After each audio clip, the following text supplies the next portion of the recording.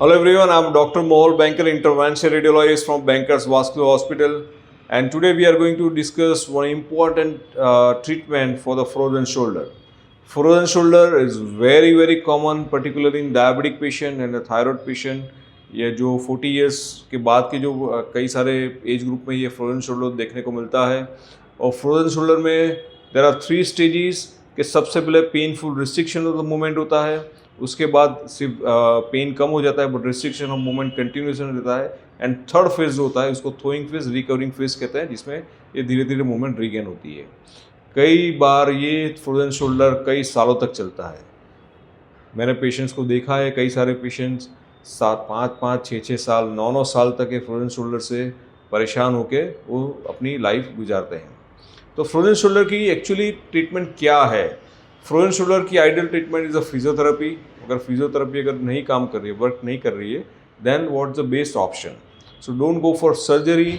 Surgery से पहले एक हम जो ये जापानीज टेक्निक है फ्रोजन शोल्डर एम्बोलाइजेशन, वो करना चाहिए।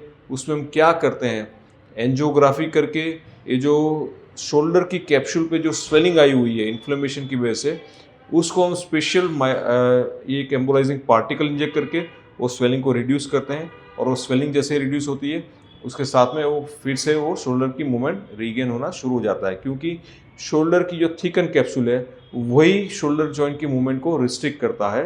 और एक बार ये वो थिकनेस कम हो जाएगी, वो स्वेलिंग कम हो जाएगी, तो अगेन वो मूवमेंट वापस रीगेन हो जाती है।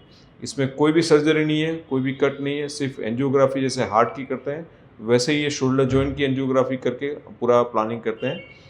फ्रोजन शोल्डर एम्बोलाइजेशन और ब्रॉडर टर्म में देखते हैं तो इसको TAME कहते हैं, ट्रांस आर्टेरियल माइक्रो एम्बोलाइजेशन, जिससे ये टेक्निक से ये शोल्डर जो फ्रोजन शोल्डर है वो कैप्सूल जो थिक हो जाती है उसका इन्फ्लेमेशन कम करके उसको अच्छी तरह से हम जो शोल्डर की पोजीशन वापस नॉर्मल कर सकते हैं। So thank you so much for listening to this video, and if you have any question, do ask me. I would be very happy to give you answer.